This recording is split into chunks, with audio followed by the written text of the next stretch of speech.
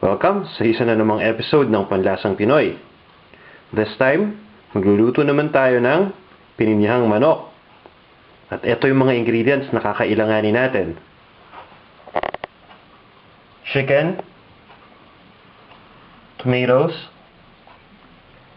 carrots, pineapple chunks, fresh milk, bell pepper, onion, garlic, at fish sauce or patis. Gagamit din tayo dito ng cooking oil. Umpisa na natin ang paggawa ng pininyahang manok. First step, ibababad natin yung chicken dun sa juice ng pineapple chunks. So binuksan ko na yung can and ilalagay ko yung juice dito sa chicken. Kailangan lang natin i-marinate to for at least 20 to 30 minutes and then we'll proceed to the next step. Then, magpapainit na tayo ng cooking pot. Lalagay natin dito yung oil. Hinintayin natin uminit. Now, kapag mainit na yung oil, ilalagay na natin yung garlic.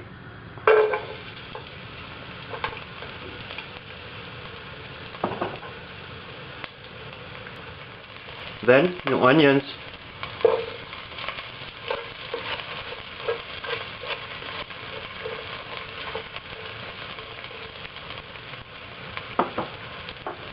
And lulutuin lang natin ito hanggang sa lumambot na yung onions. Next, ilalagay na natin yung tomatoes.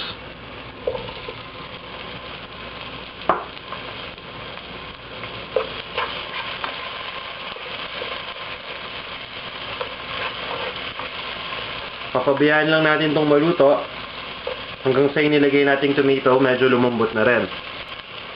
Next, pwede na nating ilagay yung chicken na kaninang minarinade natin sa pineapple juice.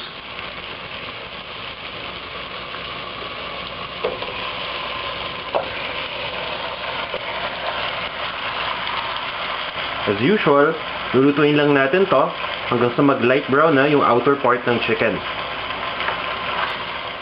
Kapag nag-light brown na yung color ng outer part ng chicken, ilalagay na natin yung pineapple juice na pinagbabara natin kanina.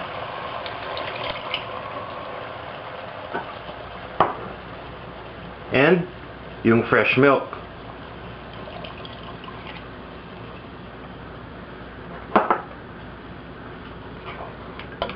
Hahaluin lang natin.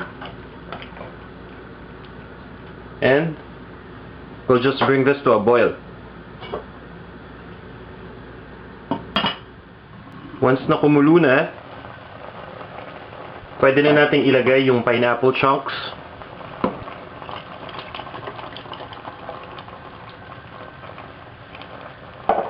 Then, i-mix lang natin para humalo mabuti. And then, sasimmer lang natin to hanggang sa lumambot na yung chicken. Once na malambot na yung chicken, pwede na natin ihalo yung carrots.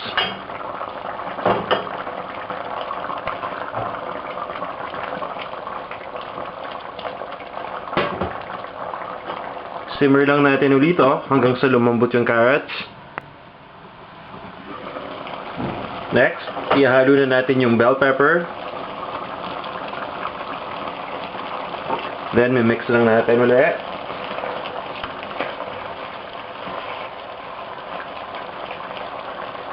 Then, yung fish sauce or patis.